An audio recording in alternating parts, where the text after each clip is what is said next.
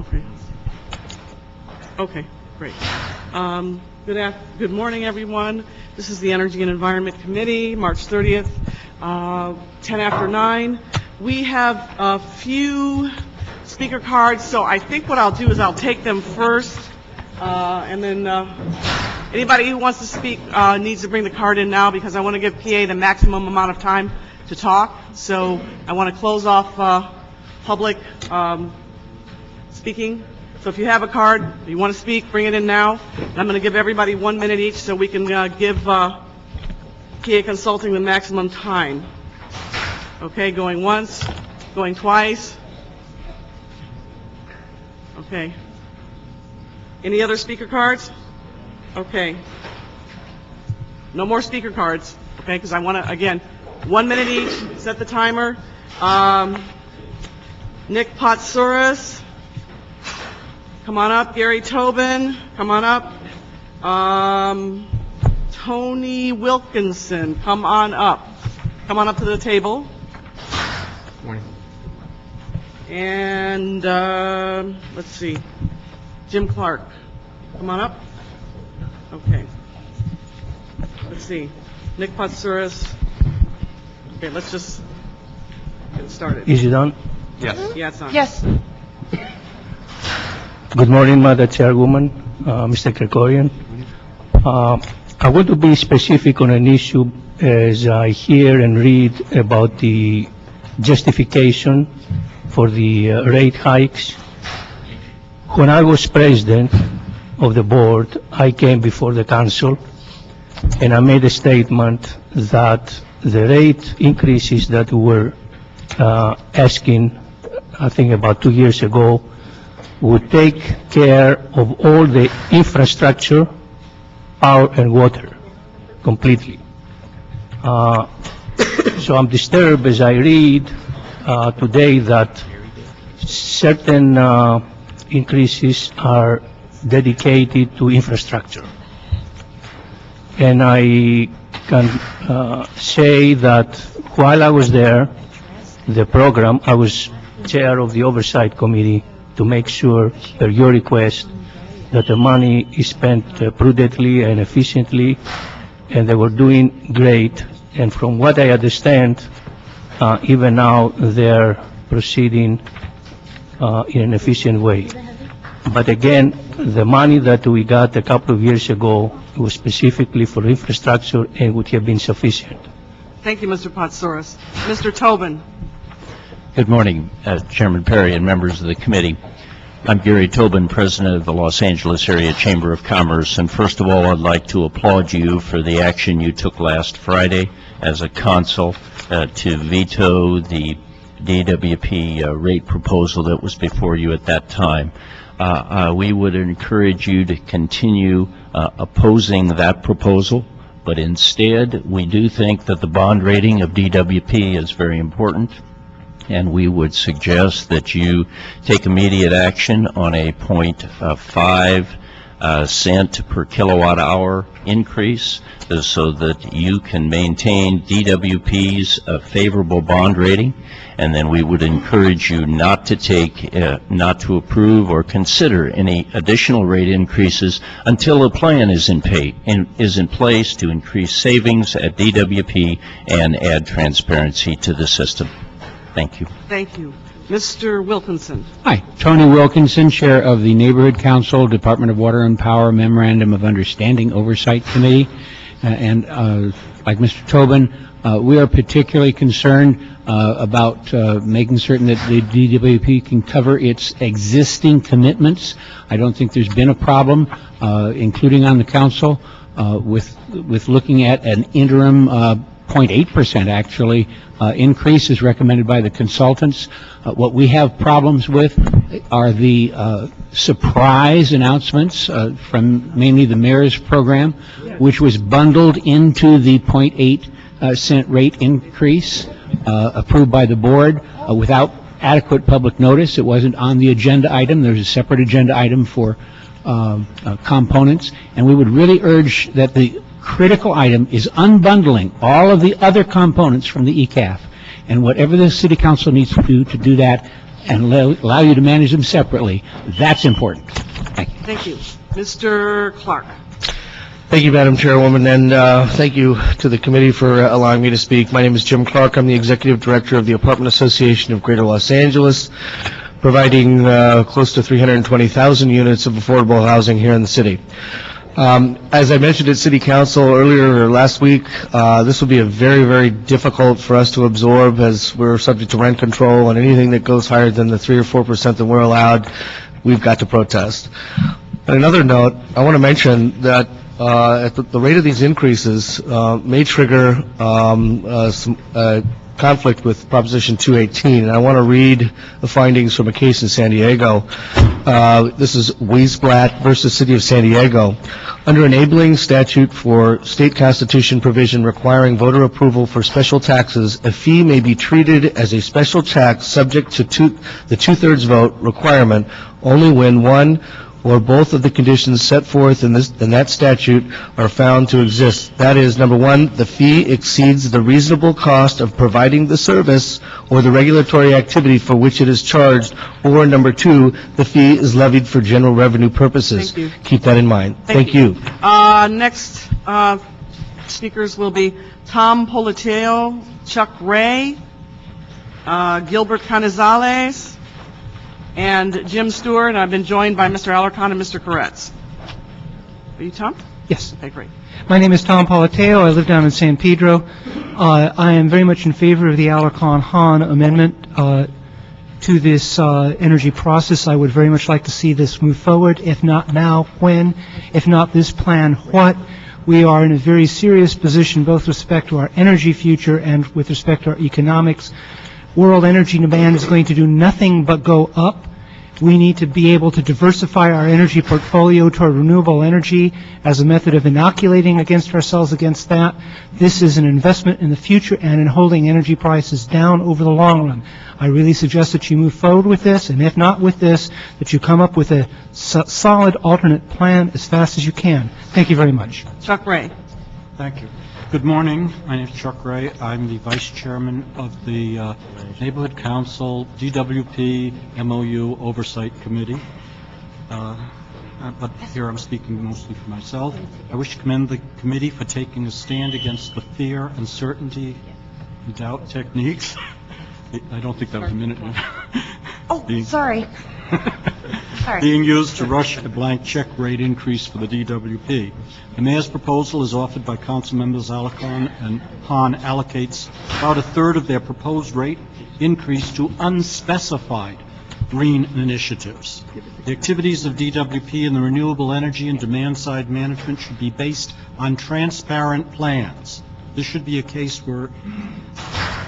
be a case where we accept the promises of trust me in place of clearly articulated plans. I believe that a prudent answer to the DWP's Board of Commissioners motion raising the ECAF is for this committee to recommend to the full council that they reject motion 24 passed by the Board of Commissioners on March 18, 2001. The mayor and his Board of Commissioners should know that the council will approve only an increased ECAF which covers the accrued undercollections, a reserve for unfunded obligations already made, and the allowance to the city. No further rate increase motion should be... Okay. Thank you very much. Mr. Canizales. Madam Chair, my name is Gilbert Canizales. I'm here on behalf of Anheuser-Busch. Anheuser-Busch is one of the DWP's Tier 3 customers. Our brewery opened in 1954, employs over 1,000 employees, good-paying union jobs. When you look at the benefits of those jobs, it's over $50 an hour. AB experienced a 20% hit in 2009. That was $2.2 million to the company. The proposed structure would add another 20%. If adopted, our company would find itself with a hit of about 40% increase from 2009 on. We estimate a cost of over $4.5 million to the company. The ECAF includes fees that should not apply to a company such as ours in its current form. It disproportionately affects our company.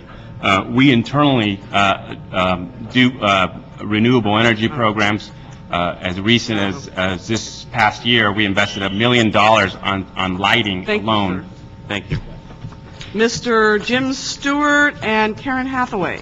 Jim Stewart, Chair of the Global Warming and Energy Committee of the Sierra Club of Los Angeles, and I am very pleased to say that the club is in support of Mr. Alarcon's proposal, and we really thank you very much for crafting the kind of proposal that needs to come before the council today in terms of having the kinds of safeguards that are needed for our ratepayers. And I'm sure that the committee is well aware of the fact that two-thirds of this proposed increase is going for dirty fossil fuels, and that only one-third is going toward clean energy, and that we are hoping that what you're going to do is to continue to expand the clean energy component, because we know that that protects in the long run both the ratepayers' rates as well as their health. And thank you very much. Thank you. Karen Hathaway.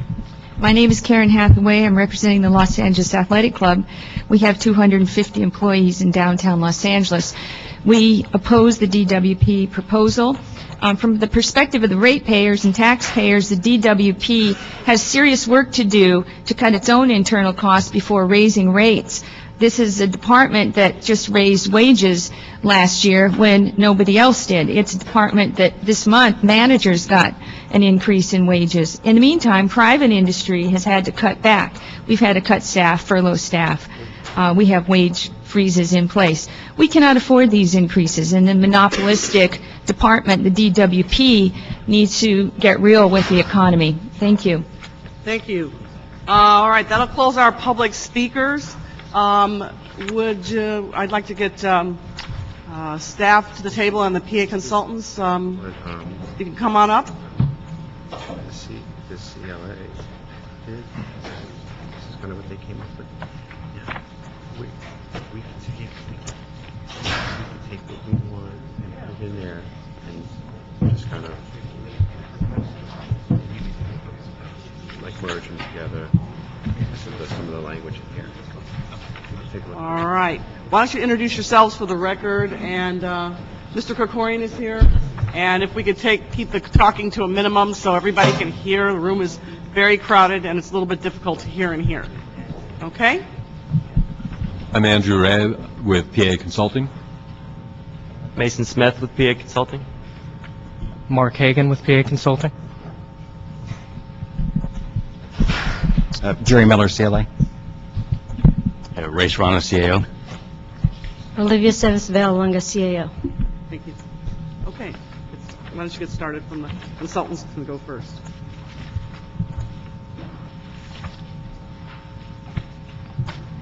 Thank you. We're going to focus our remarks on some of the key differences between the recommendations from the PA Consulting report on the department's ECAP rate increase and what came out of the Department of Water and Power and their board resolution, particularly as it relates to the lockbox, which we think is a key component, and then also issues of transparency relating the breaking up of the ECAP. The proposal submitted by DWP, we believe, contains an additional $160 million per year in new programs that were not part of the original plans in the department's 5-year financial plan, and that were reviewed by PA as part of our report. We do not believe these additional programs are required to meet the department's goals of a 20% renewable program. We believe they are additive above 20%, or to meet the department's energy demand reduction goals. At this point in time, we don't believe there is sufficient information to evaluate the benefits of these programs, as we don't believe detailed plans on how that additional 0.7 cents in the lockbox would be spent. We believe under most reasonable scenarios, the cost of these new programs will lead to an additional 0.7 cents per kilowatt hour in higher rate increases than the plan analyzed by PA. So the total under what we would consider to be reasonable market cases would be 3.4 cents. So the original plan submitted by the department was at 2 cents. When we analyzed the department's 5-year plans, we recommended under those conditions that 2.7 cents would be needed. With the additional component of the lockbox, we believe that would increase to 3.4 cents per kilowatt hour. We do not believe the board resolution followed PA's recommendations for unbundling the ECAF. At a time when precision and transparency are urgently needed, we don't believe the proposal provides either of those things. In the absence of a long-term plan, including a quantitative evaluation of reasonable alternatives, it's not possible at this point in time to evaluate the relative impact of strategies to reduce coal usage, comply with new AB 32 regulations, or to create new jobs. At this point, the Renewable Energy and Energy Efficiency Trust Fund appears to increase costs without improving transparency or allowing the council to exercise appropriate oversight over new programs. We believe the trust fund concept requires additional information, analysis, and legal review before being endorsed by the council, and appears to move actually in the opposite direction of transparency and precision.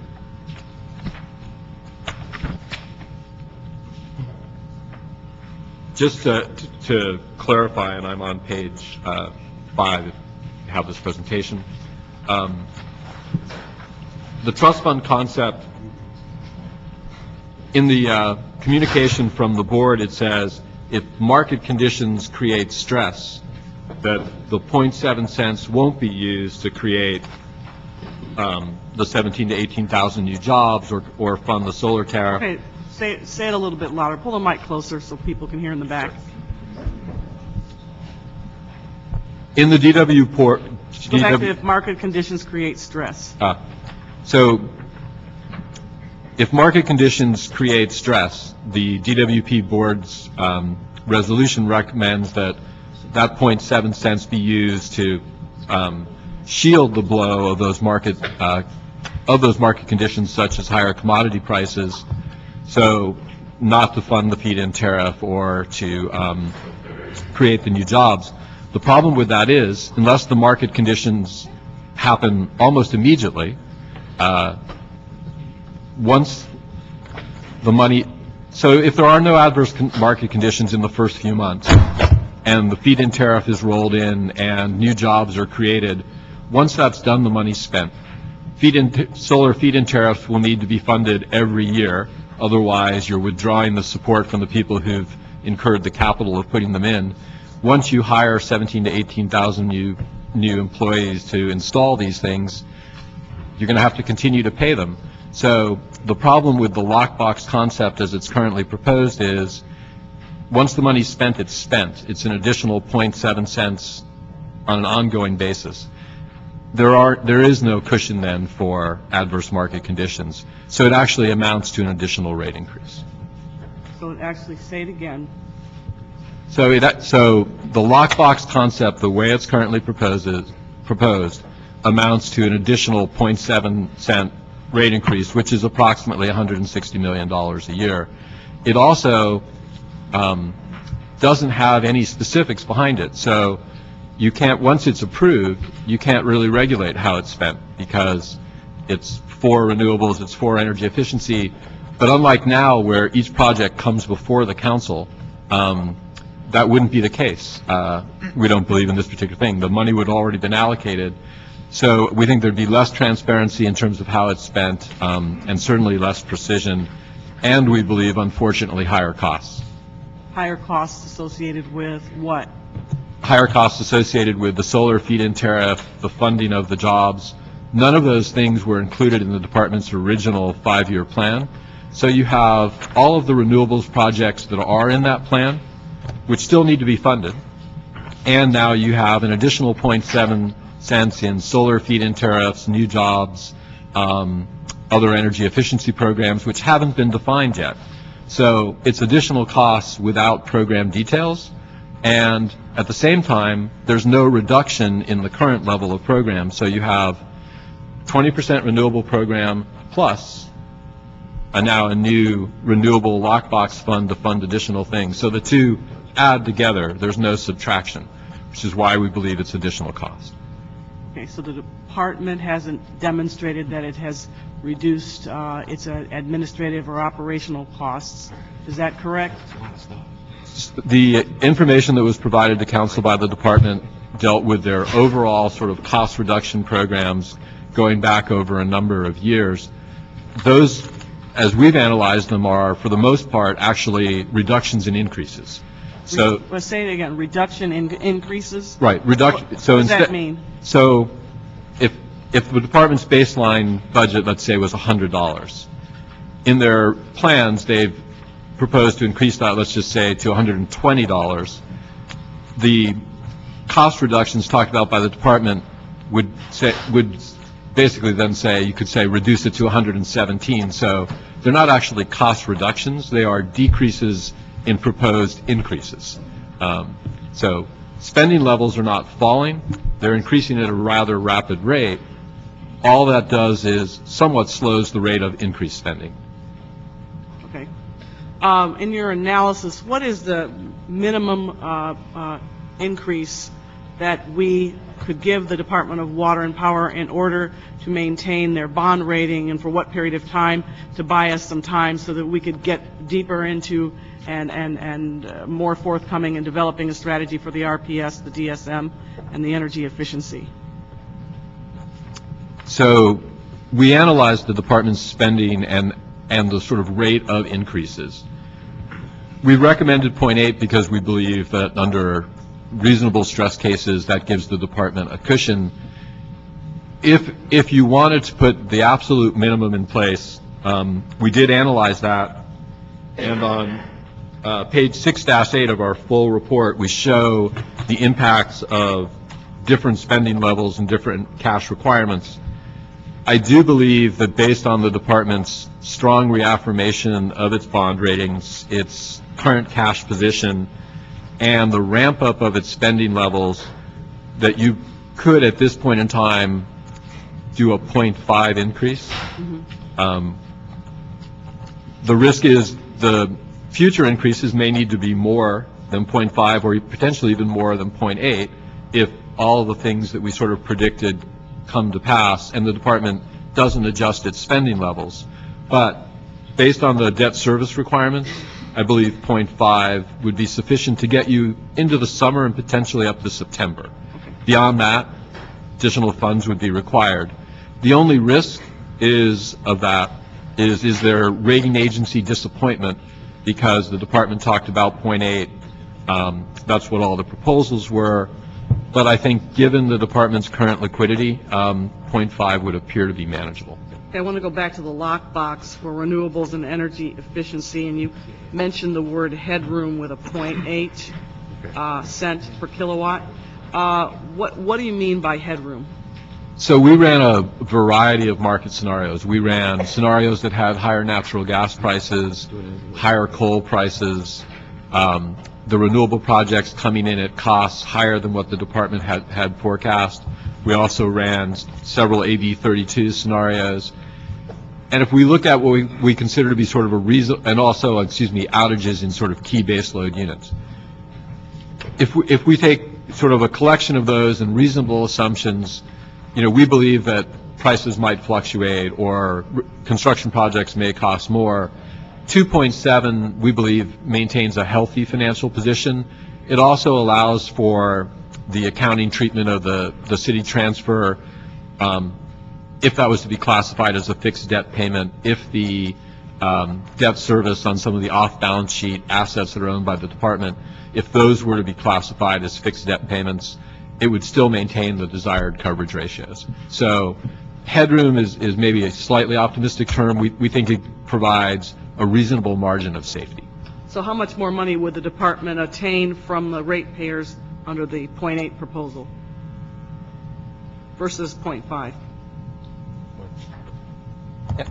It's Mark Hagan with PA. Under the 0.8 cent per kilowatt hour proposal, the rate increase was 6%. Under a 0.5 cent per kilowatt hour proposal, the average rate increase would be 4%. There have been reports that the price of coal might rise anywhere up to $175 million in the coming years, and that may outweigh the increases in renewables. Can you explain whether or not this is factual and how this compares with the total annual amount that would be set aside for renewables under the lockbox approach? I'm not sure I understand the first part of your question, Well, that the cost of coal would be more than the cost of renewables, and obviously makes a compelling argument for why you want to go towards renewable. But what I'm trying to get to is how much this enables us, because there's, in this plan over the next 5 years, the one that the board put forth, it doesn't contemplate a reduction in the use of coal. So the coal commitment is staying at least for 5 more years. That's in their proposal that they sent forward, well, that we Prop 245. And so, you know, we're kind of stuck in that situation. So if the price of coal continues to rise, say for the next 5 years, and you do a comparative analysis with renewables on that, how do we draw some comparisons between what we may get for the lockbox if we go with 0.8 or 0.5 with the coal component still in there, if the cost rises? we don't envision any scenario over the next several years, certainly into 2012, which would be the earliest AB 32 penalties, if they are to come to pass, could come in. As the department's chief financial officer mentioned in his comments to the board, coal right now is the cheapest generation resource available to the department, and certainly for the next several years, at a minimum, we believe that to continue to be true, and it's an order of magnitude cheaper. I have not seen any coal forecasts that would get you to coal at parity with renewables over the next 2 years. Okay.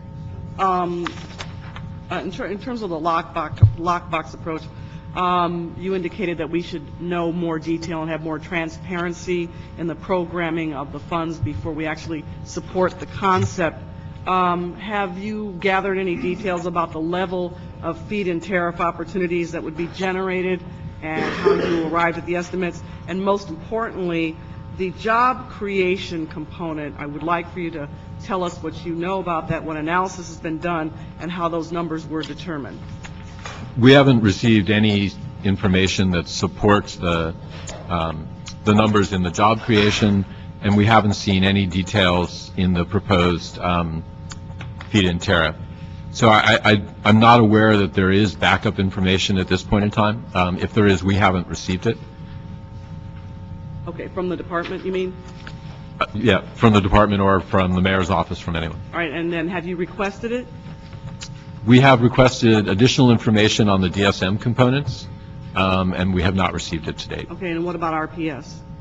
I think we have all of the information that we need on RPS. I haven't seen any additional projects that were proposed at this point in time. All right, now you've been able to do the proper analysis on job creation on RPS, is that correct? Job creation, we have not been provided any information on. Okay, I'm trying to get to the point, I'm trying to get to the essence of job creation through the lockbox. So let's go through this again.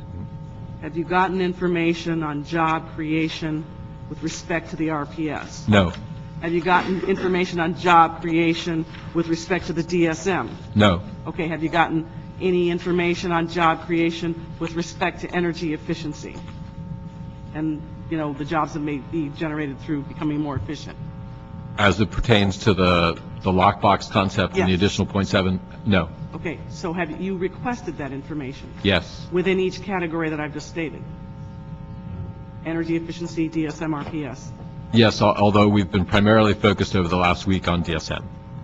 Okay, now, Mr. CLA, I'm going to ask you to do a motion for me to introduce and counsel this morning so that I can ask the consultants and we can assist them in gathering the information on job creation specifically within the three categories that I have just enumerated to enable PA Consulting to give us the in-depth analysis within the context of the creation of a lockbox so that we can further this analysis and, I guess what you say, enhance the transparency of it so that we can actually give people, not only the ratepayers, but the people who have the potential for having these green jobs, a roadmap for how we're going to get there. Okay, and then can you just give us a synopsis, just a quick synopsis of basically your recommendations? I appreciate your comments on transparency and again, how we provide that to the city ratepayers. And then I'm going to ask my colleagues if they'd like to speak, and then I will go back to the CLA, CAO, and we're going to try to get this all done by 10 o'clock so we can get downstairs. I mean, I think, in short, I don't think our recommendations have changed from our report. In terms of transparency, we still believe that deconstituting the ECAF is absolutely essential in terms of providing transparency and precision. I think, given the department's rapidly increasing costs in the renewable and DSM area, that having precision so that you absolutely understand the cost of programs and they can be managed, and therefore rate increases can be managed, we think is essential. And we think having DSM in its own account, RPS in its own account, the market-driven commodity costs, all that remains in ECAF, we think will create an enormous amount of transparency and allow both the department and the council much greater precision in its decision-making. So our recommendation in that area hasn't changed at all. Okay. All right, thank you. And before I go on to my colleagues, I just want to say that this can be a transformative opportunity for the city of Los Angeles. This can be a way to expand our economy. If it's done right, we can preserve jobs and we can create new jobs. I'm looking forward to doing that. I don't support the proposal that came out of the Board of Department of Water and Power Commission, which is why I Prop 245'd it. I've been fairly consistent in what I've been asking for, and I'm going to say it again down on the council floor, and I'm going to introduce a couple of additional motions. But I do hope and pray that we can try to be a city that can engage in critical, transparent thinking so that we can achieve a proposal that will actually work. I've grown very tired of these polarized political heat and noise experiences because they don't do anything except push people further apart. We have a chance here to create something really, really excellent and to bring people along so that we can be mutually supportive of each other. So I just feel like I had to say that, and I'm going to go to my colleagues. And of course, the star of our show today, Mr. Alarcon. I think I'll let you go next. Please. The one major difference between the mayor's proposal and your recommendation that stands out in my mind is you want to fix the charges on long-term purchase power, and you essentially want to bundle the revenues so that DWP would be able to shift its portfolio away from renewable and to fossil fuels. That's what it appears in your report. And if you could just explain if that's the case, or how do you explain page 11? Before I deal with page 11 specifically, there's nothing in our recommendations that urges the department to move away from its renewable programs. We based our analysis on the department's stated goals of achieving 20% renewables within the life of its 5-year plan, so that by 2014 they'd be at 20%. And actually the department has come very close to achieving 20% this year. We laud the department's leadership in its renewable programs. We think they are an example of successful implementation of I just want to get to the point about would allow more flexibility for the department to move into coal purchases versus renewable sources. Can you refer me to the specific? Page 11. Sorry, sir. Of presentation? Which presentation? Oh, I'm sorry. It's this one.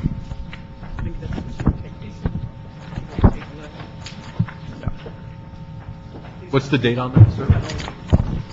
This is March 16th? March 16th, page 11. Oh, I'm sorry.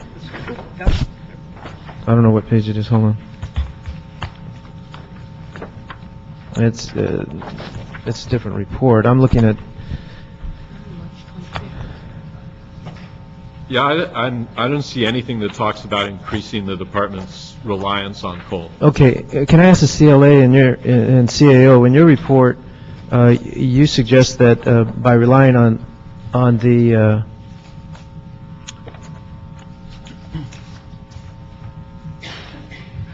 recommendations of the consultant,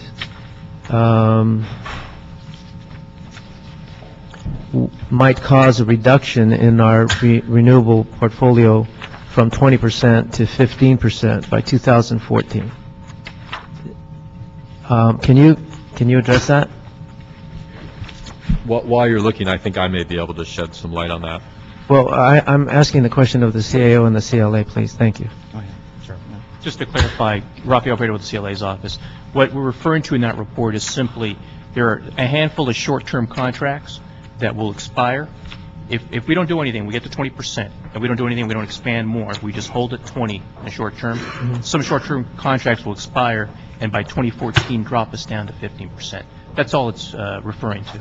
Okay, and now you wanted to clarify? I was going to say exactly the same thing, which is that scenario is if you froze the RPS program without approving any more projects and letting the short-term projects roll off, you would go from the close to 20%, which the department is at today, to about 15% at the end of 20.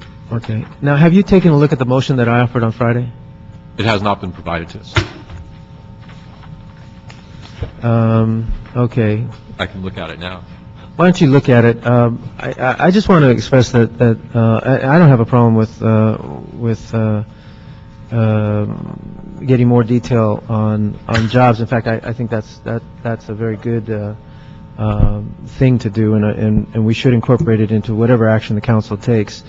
I think the consultant has made it very clear that he feels more secure in a 0.8 cent increase than in a 0.5 because, as I heard him, he anticipates that come September, at a minimum, we'd have to go back to a rate increase to at least 0.8 in total, and probably more. The concern I have is that by bundling the revenues, we create the same scenario that we've had for years, and that is that DWP would have complete control over which source of energy they're going to purchase, and their addiction to coal is what we are trying to break here. We are trying to get them away from what is an addiction, and move us forward in a new policy direction that declares that we are going to be a greener city. There are two concerns. There are two things that we are trying to accomplish here. One is to get to the 20% renewable portfolio, but the other is to reduce our carbon footprint. If we fail to reduce our carbon footprint, we are going to suffer severe fines that go far beyond anything on the table. In fact, PA Consulting said a minimum of 4-cent increase per kilowatt hour. And so I offered the suggestion. Now, I think we're sort of splitting hairs here. I want to make it very clear. I support going to 0.8 because I believe that will sustain us financially. At the same time, I support the lockbox because it provides a dedication of dollars for a renewable source that is ongoing, and I think that's a good policy direction for us to go in. The tricky question before, and then I've offered 13 recommendations to require DWP to come back with more information, and I've made it very clear in my motion that we reassert jurisdiction and that we affirm our commitment that if they fail to do these things, that we will assert jurisdiction and veto any other ECAF rate modification. So I believe it provides security there. The question is what, as I've heard it in discussions with my colleagues, the concern is that DWP will somehow turn around and get to 2.7 without consulting us. I cannot believe that with all the falderall that we have had, and with these 13 provisions and any others that might be added by the council, that we cannot ensure that the .8 will only be .8 and that any other future increases would come back to us. Now, we may have a policy difference where I support the lockbox and others, there may be a split on the council on the issue of the lockbox. But the way I see it, the lockbox is the only way to ensure to wean this department off of its addiction to coal. But I also believe that the board will support this motion and will express that support if necessary, if we either give them the opportunity or if they assert themselves. Now, I'm sort of caught in the middle here because neither the board is meeting to say that they would do this, and we are not offering this to them as a suggestion to resolve what I consider to be a very small chasm. But I think that it is time for us to move forward with all financial considerations in place. I do believe that now that the department, PA Consulting, the CAO, the CLA, all agree that .8 is the most, the safest approach to go in terms of a rate increase to protect the bond rating, to protect the financial security of the department. I think we need to move forward in that direction. So whatever we do, Jen, I just offer these 13 amendments as to embellish whatever other considerations we do. And no matter what we do, I think we ought to do all of these. And if there's any disagreement on any singular point here, I'd be happy to work with anybody to bring that about. Working on it. Thank you. Yes, thank you. I want to make sure that we have at least 5 minutes to let the CLA and the CAO get their recommendations on the record. Mr. Koretz? Well, in that case, I'll limit my questions. The one thing that wasn't clear to me is what the bond agencies are going to do with whatever we do. You said that basically the .5 is what would create the stability, the .3 that would go into a lockbox, in reality, in all likelihood, wouldn't help with the stability. It would just help create a new program and do some of the environmental things that we want to do. But once we start hiring people, it would be unlikely to be easily transferred for stability. So how closely are the rating agencies paying attention? Will they actually view the .8 more positively, even if it doesn't necessarily move them towards the goal that they would be looking for? Or are they paying enough attention to know the difference? Let me answer several parts of that. First, I, in my comments, did not envision a lockbox going into effect. The council did not affirm that proposal, so it's as if it doesn't exist. And we would not recommend the creation of a lockbox as currently constituted. So I think separating the ECAF into its different components we think makes sense. We don't think the lockbox concept makes sense at this point in time. So the .8 dealt with the department's 5-year plan. So that's the plan that gets to 20% renewables, that had those programs in place and its current DSM portfolio in place. Based on that program and reasonable market conditions, we think .8 made sense. How the bond agencies will react to something different than that is only going to be speculation on my part. What I do know is the department's current liquidity is good and above what's required. They will begin to spend through that liquidity as you enter the new fiscal year, so starting in just a couple of months. But today, if the rating agencies were to come back and look at the department's liquidity and its near-term projections under its financial plan, the .5 should be sufficient to maintain the bond ratings into summer, perhaps September. So I don't certainly not going to speak for the bond rating agencies, but that appears to be a reasonable scenario. And there's been a lot of talk about us facing fines for not doing enough renewables, and that we need the 0.3 to create a program to get us there. Have you looked at this, and without the additional funding, would we be in the range where we would be fined, or are we okay without it and looking at doing more than we're required, which is not a bad thing necessarily, but where do we stand on that? So on the issue of fines, no one knows, because the fines don't exist today. All the programs currently are voluntary, and the department is certainly close to parity with the other investor-owned utilities in the state in terms of its levels of renewables. Percentage, there may be a percentage or two difference, but they're pretty close. Funds may come, but they're not going to come at the earliest until 2012. And the right way to deal with how the department prepares for increased carbon regimes is through an integrated resource plan that looks at the right portfolio of assets over that period of time and how they can begin to shift in an economically realistic way away from coal. I don't think the department is hooked on coal. I think it's making an economic choice, which is it's got a big coal portfolio, which is very, very cheap.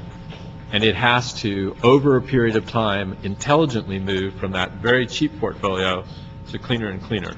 The only way to do that in a reasoned way is through the integrated resource plan, where they can look at the costs of transitioning, the costs of potential fines, and balance those two and achieve the cities and the councils and their own renewable goals. So the integrated resource plan, I think, is the only way to address the moving from coal and how you do it in the most economic way possible. And where are we on that plan? Someone from the department would need to answer that. Okay, can we do that downstairs so we can have Okay. a chance to speak and then have the staff? Fair enough. Okay, yeah. We'll have lots of time down there. Mr. Krikorian. Well, in the interest of time, I can save most of my questions for council, but I was a little unclear on one of the points that you made when you talked about ongoing costs related to the feed-in tariff and employees that would be hired relating to the feed-in tariff. It seemed to me that those concepts were kind of mutually exclusive. Isn't the point of a feed-in tariff to provide payment to those who, outside of the utility, who are generating renewable power? There are actually two sort of different statements. Yeah. So the 17 or 18,000 green jobs are part of the mayor's plan. That's separate from the feed-in tariff. So those are people to do different energy efficiency type programs, as I understand it. I haven't seen all of the details. But so once you hire those people to do energy efficiency programs, you have ongoing costs. You're not hiring them for 6 months or 2 weeks. You're hiring them for some extended period of time. So that's one set of costs. So you're assuming a commitment by the utility to hire some number of new employees, and then in addition to that, you're assuming ongoing cash outlays to pay for the cost of the feed-in tariff. Yeah, okay, exactly. And even if they're not new employees, if they're contractors, the same thing. But yes, as you just explained it. Okay, thank you. Okay, let's see. All right, we're almost out of time. We're going to go downstairs. Oh, Mr. Alarcon, you're going to stay for the end then? Okay, great. If I can get a report or recommendations from the CLA and the Chief Administrative Office, this is CAO, so we can wrap this up. And I have a couple of things that I want to add in there, and we can go downstairs. Okay, I'll be very brief. We are recommending the 0.8 increase now, and we're recommending that the council ask the board to direct staff to report back to them in 45 days on a variety of issues, many of which Mr. Alarcon identified. Our recommendation is really, I think, based on primarily a couple of things that the council has been discussing for years, one of which is the need to uncouple the ECAF and make it clear that that ECAF is focused on commodity prices. Those are the issues over which the department has little control. And to restructure the rates to better enable the department and the council to evaluate how it's going to meet its RPS and IRP goals and deal with carbon reduction in the future. Now, both of those, I know the chair of this committee has been working for some time on the ECAF. I think the prior chair of this committee had been working for some time on trying to get an ECAF in place that makes sense, from the standpoint of covering the department's exposure there. We are in no way recommending backing off on the 20% goal. The concept of a lockbox may be a very good concept, but just not part of the ECAF. So in essence, that is our recommendation, and we would hope that the report backs on the restructuring can be done quickly so that you can have a substantive discussion about how to reach the goals that you want to achieve. I just want to make one request. Can we revise that 45 to 30 days? Certainly. Okay, let's make it 30 days instead. Mr. Serrano, do you have anything to add? Sure. Just real quick, I think just to echo a couple of Jerry's comments, I think the proposal and our recommendation to point 8 provides, I think, a good basis. Number one, provides some stability for the department, which is we see is needed as we go forward, but also ask them to come back and really put forth some good plan, a plan for the council to really be able to evaluate the different components and make some intelligent decisions as we go forward. We know that we have the use of coal is at the 44, I believe, 45%. As we go forward in the future, that we're going to have to take a serious look at that and certainly move to increasing the renewable portfolio from the 20% today to something higher. So. Okay, a couple of other things. Under number 1, where you say request the board immediately adopt a one-time increase to, and you put 0.8, when I don't know what the other committee members are going to do. I'm going to vote for a 0.5. I don't know what the other members are going to do. We don't necessarily have to vote on this in this committee. We can do it down on the floor. Is that right, Mr. CLA? Yes. Okay, yeah, because I'm thinking that may be a more efficient use of our time. On the number 2 request and instruction, under the last bullet point, power revenue transfer, I would like to add the words and have the CLA-CAO immediately begin to prepare draft language for the Renewable Portfolio Standard Fund, demand-side management, and power revenue transfer that adheres to the transparency issues raised in the PA Consulting Report, and in particular, as I stated earlier in the meeting, on the issue of job creation. Okay? I want a clear bullet point, logical progression of how each one of these categories leads to job creation and the costs associated thereto. Okay? Am I clear about that? Yeah. Okay, good. All right. And then on Mr. Alarcon's motion, we're going to have the report back on that in 30 days. And in particular, and I know, Mr. Alarcon, you and I have discussed this on the ratepayer advocate issue. There's probably 4 or 5 motions in on that. I think we'll roll them all together when it comes to council. And I've asked the CLA to have the draft ballot language ready for us to review and start discussing this week by Friday. Will that be possible? Wait, are you saying that you don't want to do any of these things? Well, first of all, your motion's not on the agenda today. Well, but that's not the important. The important thing is what action we want to take. Well, these things are protecting businesses, protecting residents, and well, so yeah. What do we? I'm suggesting. We're waiting for 30 days for this to come back. We're going items. Let me finish. Let me answer. Please. I am suggesting that we not vote in committee today because I believe that there is a difference in opinion on the 0.8 and the 0.5, and on that alone, we'll probably have a split decision.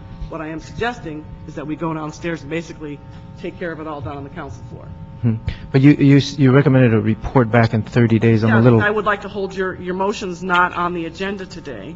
It's not here. No, but the action is before the council any day. I mean, if we want to move forward with responsible I'm not action. sure that's correct. I mean, you may be right, I may be right, but I know that it's not on the agenda today.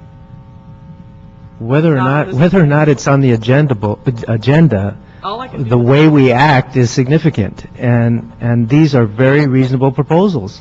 I'm not arguing the merits of your proposal. I have no doubt that they are. Then let's move them. Well, I'm not going to vote on them. If you want to do that, then I would vote no on your motion right now. If you want to take a vote on your motion, then I'll vote no on it now, and then I'll vote no on it downstairs.